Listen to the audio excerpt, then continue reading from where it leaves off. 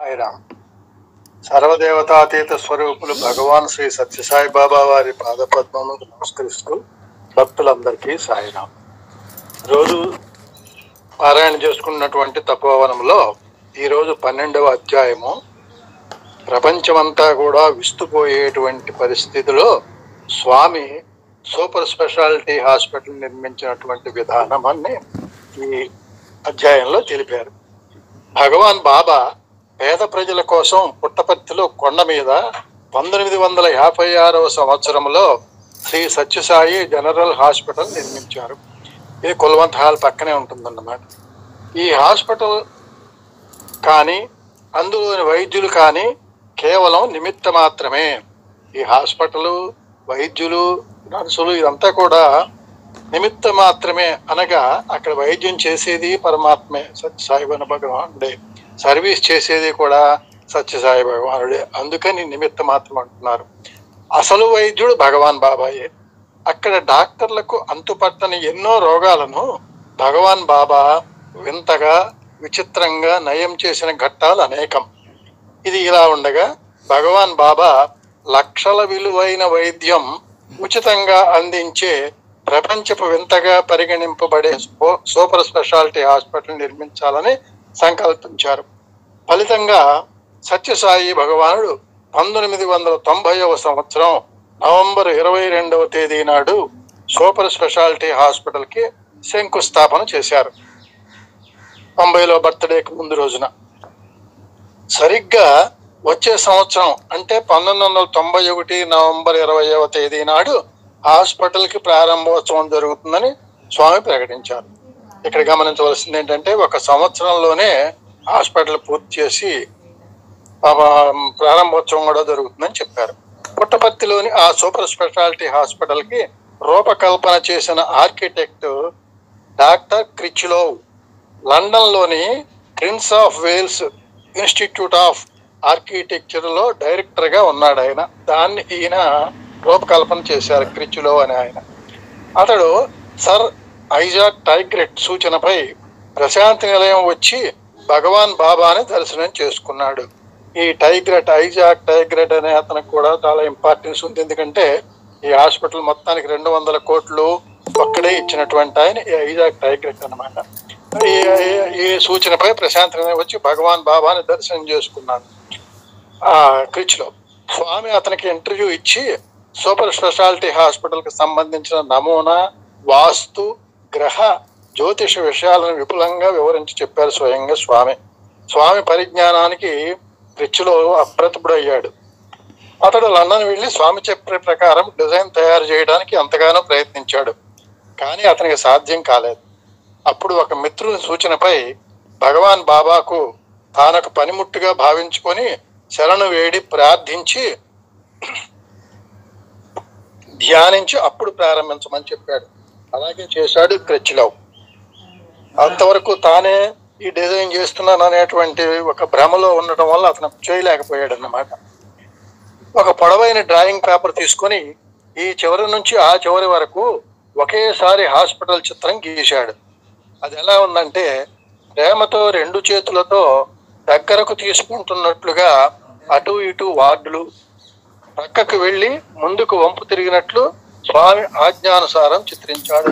Hospital చూస్తుంటే కొద్దిగా దూరం నుంచి 2 చేతులు చాచి ఆర్తులను దగ్గరకు తీసుకున్నట్లుగా ఉంటుంది మనకి ఆకాశ దృశ్యంలో చూసినట్లయితే.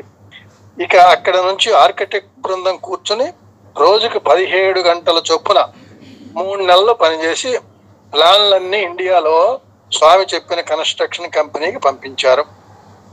3 నెలలు ప్లాన్ వేయడానికి పట్టింది. ఇందులో గమనించవలసింది, సాంకేతికంగా ఎంతో అభివృద్ధి పొందిన అమెరికా దేశంలోనే ఒక సూపర్ స్పెషాలిటీ హాస్పిటల్ కట్టడానికి 7 సంవత్సరాలకు తక్కువ పట్టదే. మరి ఇక 6 నెలల్లో స్వామి ఈ హాస్పిటల్ ఎలా నిర్మించగలరని క్రిచ్లో ఆలోచనలో పడ్డాడు.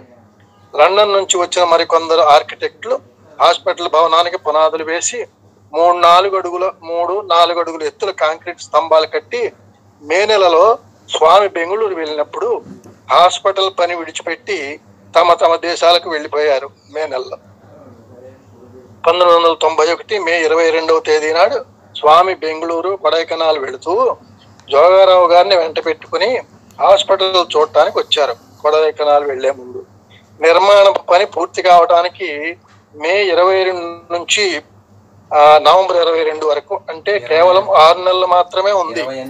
బ్రహ్మాండమైన భవన నిర్మాణం జరగాలి, అత్యాధునికమైన వైద్య పరికరాలు కొనుగోలు చేయాలి, ఆయా నిపుణులను సంప్రదించాలి అని తలచి జోగారావు గారు స్వామితో కట్టడాలన్నీ కూడా ఆయన చూసేవారు. స్వామితో అంటున్నాడు, స్వామి మనం ఎన్ని వేల మందిని పెట్టి రాత్రింబవళ్ళు పని చేసినా మనము ఈ పని నవంబర్ 22 లోపల పూర్తి చేయగలమా? దీనికి కావలసిన ధనము అంటుండగానే ఆ మాట పూర్తి కానియకుండానే స్వామి ఆయనతో అనుమాన తరంగాలు కల్పించుకో, స్వామి సంకల్పం జరిగి తీరుతుంది అంటూ ఇంజనీర్ బ్రిగేడియర్ బోస్ని పిలిచి లారెన్స్ అండ్ టూబ్రో కంపెనీ ద్వారా, LNT అంటారు, లారెన్స్ అండ్ టూబ్రో కంపెనీ ద్వారా రోజుకి 2000 మంది కూలీలను పెట్టి పని పూర్తి చేయించు అని ఆదేశించేసి కొడైకెనాల్ వెళ్ళిపోయారు.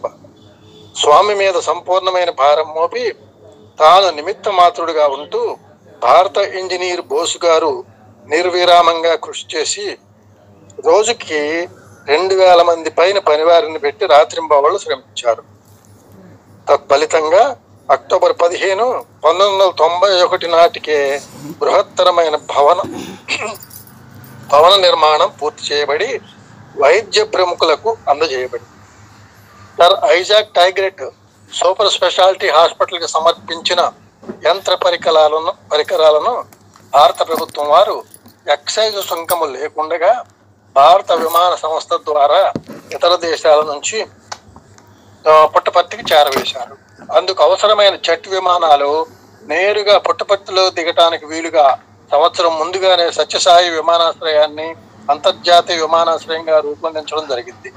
సింక్లేర్ మహాశయుడు ఇచ్చిన కోటి రూపాయలతో రక్త పరీక్ష చేసే అధునాతన పరికరం హాస్పిటల్కి అమెరికా నుంచి తెప్పించారు. ఈ యంత్ర పరికరం గంటకి 600 మందికి 20 రకాల రక్త పరీక్షలు చేసి ఫలితాలను ఇస్తుంది. అంతటి లేటెస్ట్ మిషన్ అది. 1 కోటి మందికి చేసిన పరీక్షా ఫలితాలను కంప్యూటర్ బ్రెయిన్ లో దాచుకొని అడిగినప్పుడు ఇస్తుంది. 1 కోటి మంది రిపోర్ట్స్ సేవ్ చేస్తుందట. చివరకు 1991 నవంబర్ 22వ తేదీ రానే వచ్చింది.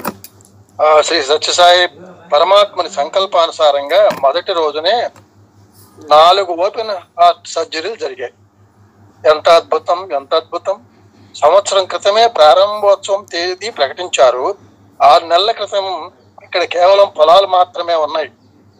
5.5 నెలల్లో బృహత్తరమైన భవన నిర్మాణం జరగడం, ప్రపంచంలోనే అరుదైన సాంకేతిక యంత్ర పరికరాలు నేరుగా పుట్టపర్తి విమానాశ్రయంలో దిగటం, అనుకున్న రోజునే ప్రారంభోత్సవం జరగటం, ఆ రోజునే ఓపెన్ హార్ట్ సర్జరీలు జరగటం ఎంత విచిత్రమైనది! ప్రపంచ మేధావులే దిగ్భ్రాంతి చెందారు. ఇంతకు మించి అద్భుతమైన మరొక సూపర్ స్పెషాలిటీ హాస్పిటల్ నిమిత్తం బెంగళూరులో 2999 అంటే సుమారుగా 9 సంవత్సరాల తర్వాత బెంగళూరులో భగవాన్ బాబా వారు మరొక సూపర్ స్పెషాలిటీ హాస్పిటల్ శంకుస్థాపన చేశారు 99లో సెప్టెంబర్. సుమారుగా 300 కోట్ల రూపాయలు వ్యయంతో 16 నెలల కాలంలో స్వామి సంకల్పంతో నిర్మింపబడిన ఈ హాస్పిటల్ 19/1/2001 వైభవంగా ప్రారంభింపబడింది. బెంగళూరులోని హైటెక్ సిటీ సమీపంలో ఇది నిర్మించబడింది.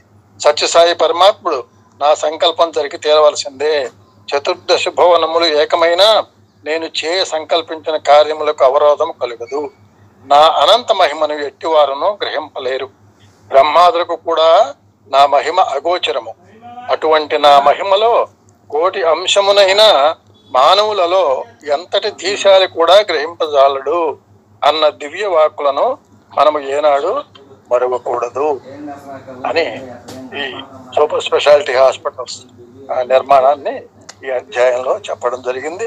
ఇది ఒక 8వ ప్రపంచ వింతగా ఈ హాస్పిటల్ చెప్పుకోవడం కూడా జరుగుతుంది. సాయిరామ్. ఈ రోజు ఇక్కడ కావాలి.